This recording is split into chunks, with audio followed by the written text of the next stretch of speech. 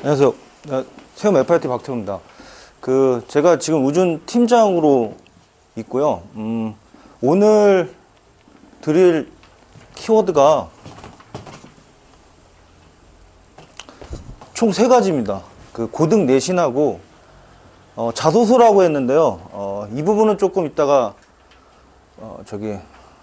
박기부 팀장님께서 조금 더 설명해 줄 건데, 저는 교내대회 쪽에 대한 거를 말씀드릴 거고요. 마지막으로 수능에 관련돼서 3가지 키워드로 이야기를 진행을 할 거거든요.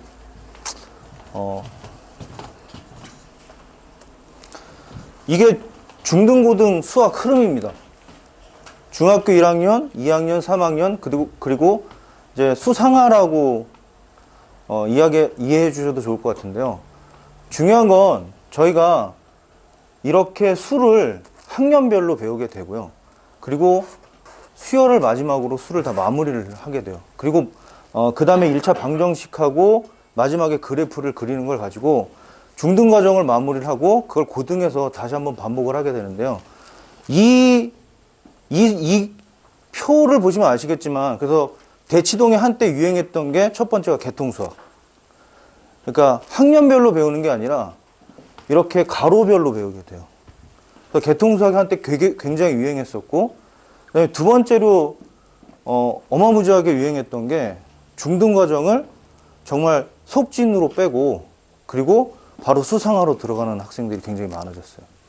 그게 이제 초등학원 쪽에서 굉장히 유행을 했던 건데, 이게 한번 흐름을 타서 굉장히 유행이 됐다가 사그러진 이유가 뭐냐면, 교재가 뭐 시중교재로 말씀드리자면 한 센 수학 정도 되는 중등교재를 해결을 하고 바로 수상화로 들어가게 돼요. 그러면 가장 큰 문제점이 하나 있는데요. 제가 이 얘기를 좀, 예전에 한 7, 8년 정도쯤에 그때 제일 어려운 학교가 대명중학교하고 단대부중이었거든요. 그때 당시 수학 평균이 몇 점인지 아세요? 30점대입니다. 수학 평균이. 근데 그게 놀라운 사실은 대명중학교하고 단대부중 출신들의 학생들은 고등학교로 올라가면 다 상위권에 존재해요. 그러니까 그 이후에 다른 학교 학생들이 그 상위권에 올라올 수가 없어요. 왜냐하면 이 문제는 초등학교 때 옆에 있는 친구, 앞에 있는 친구, 뒤에 있는 친구가 다 100점을 맞아요. 그거 왜 그러냐?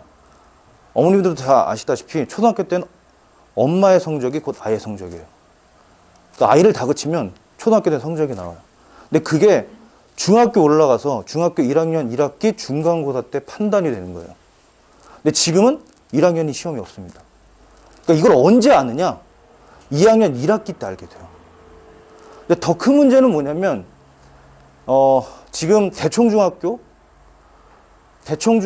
그 다음에 뭐 개포동에 있긴 하지만 몇몇 중학교들의, 대부분 중학교에 지금 중간고사, 기말고사 수학 성적이 평균이 8, 90점대 육박해요. 그러니까 쉬워졌다는 얘기예요. 어머님들이 이 충격을 언제 하시게 되냐면 결국 고등학교 1학년 1학기 때 하시게 되는 거예요. 아, 우리 아이가 정말 공부를 엉망으로 했구나. 이거를 중학교 1학년 때 학습됐으면 지금 현재 선행이 진행되고 있는 거에 대해서 어머님들이 다 브레이크를 걸으셔야 되는데 그게 없는 거예요. 그냥 일단 나가고 보는 거고, 그게 윤곽이 드러나는 건 고등학교 1학년 때 이게 진행이 돼요. 그러니까 그때는 이미 좀 늦었습니다. 제가 지금 몇몇 학생들을 가르치면서 제일 힘든 게 뭐냐면, 아예 모르는 학생을 가르치는 거는 그냥 처음부터 세우면 돼요. 근데 이게 어디가 빠졌는지를 정확하게 모르는 상태에서 계속 그거를 맞춰나가는 건 너무 힘든 작업이에요. 지금 저희 학원에도 그런 친구가 몇몇 있어서 제가 지금 굉장히 애를 먹고 있는데, 어쨌든 이거는 극복해 나가긴 하겠지만 그런 과정들을 부모님께서 바라보시면 안 된다는 게 첫 번째고, 자, 그래서 역으로 추산하자면 저희 학생들은 중학교 때 수문자식 그래프라는 걸 완성을 해요. 하지만 고등학교의 심화과정 그리고 학년이 올라가면 올라갈수록 결국은 이 그래프를 그려내는 게 목적이에요. 그러니 중학교 때 이 과정에 대한 연습이 제대로 돼 있지 않으면 그래프는 완성할 수 없어요. 하나 더 말씀드리자면, 기하 벡터를 죄송하지만 여학생들이 잘 못해요. 물론 공간 감각이 떨어지는 능력도 있지만, 그게 왜 그러냐면 중학교 때 사실 기하 벡터의 기본적인 요소는 1학년 2학기 평면 도형에서 다 가르쳐줘요. 근데 기하 벡터는 거의 다 공간 개념이거든요. 그러면 1학년 2학기 기하에서 이걸 수많은 도형을 그려보고 읽어보고 해석해보지 않으면 결국 기하 벡터는 해석을 할 수가 없어요. 그래서 제가 고등학교 1학년 애들을 가르치면서 웃으면서 했던 얘기가 야, 중학교 1학년 2학기 교과서에 있는 그림이라도 좀 그려봐. 왜냐하면 평면에서 생각해내지 못하는 건 입체에서는 아예 답이 없거든요. 그래서 이런 부분 때문이라도 중등이 얼마나 중요하게 드러나는지는 판단이 되실 것 같아요. 이게 대수고요. 자, 그리고 기하는 저희도 늘 고민 중에 하나 있긴 한데 사실은 이게 2015년도 개정 이전의 교과가 제일 좋아요. 흐름이. 근데 바뀌면서 여러 가지가 좀 문제가 되기 시작하는데 특히 2학년의 명제라는 파트는 중학교 2학년 교과서에 나오지 않습니다. 근데 제가 넣은 거거든요. 왜냐면 이등변의 삼각형의 성질은 결국 명제를 논하는 거예요.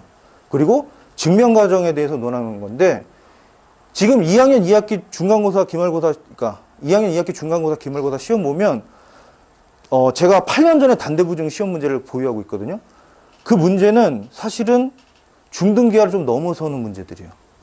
그걸 왜 제가 갖고 있느냐? 아까 전에 말씀드렸다시피 얘네들이 고등학교 가서 왜 상위권에 존재하는 것일까? 에 대한 고민을 해봤더니 얘네들은 중학교 때부터 이미 경시 쪽에 관련된 문항들을 해결해 보는 거예요. 중학교 학생들이. 그래서 한 번은 제가 너무 문제가 이상하고 어려워서 야 이거 너네 수학과 선생님한테 풀어보라고 해봐. 왜냐면 학생이 저한테 질문을 했는데 제가 풀어봤는데 이건 중등교과 내용으로 풀기 너무 힘들어요. 그랬더니 선생님도 결국은 경시에 관련된 문항으로 해결을 하더라고요. 근데 이거를 누가 풀어보라고 했냐고 오히려 그 선생님이 되물어봤다고 하더라고요. 그만큼 어렵고 난이도 있는 문제들은 사실 중학교 2학년에 굉장히 많이 들어가요. 그래서 대치동에 요즘 경시 쪽에 진행되는 모든 학원들은 저 2학년 2학기 중등기하를 A급 수학을 하는 이유가 뭐냐면 A급 수학은 경시 관련된 문항들이 가장 많이 보유되고 있어요. 근데 저는 진도를 빨리 나가는 관계에서는 그래서 A급 수학을 쓰지 않아요. 왜냐하면 중등교과 내용 그 이해에 대한 내용들을 너무 많이 설명해 줘야 돼요.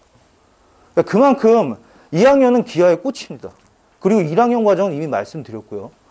그리고 중학교 3학년은 이 3학년이 되게 안타까운 시점이 되는데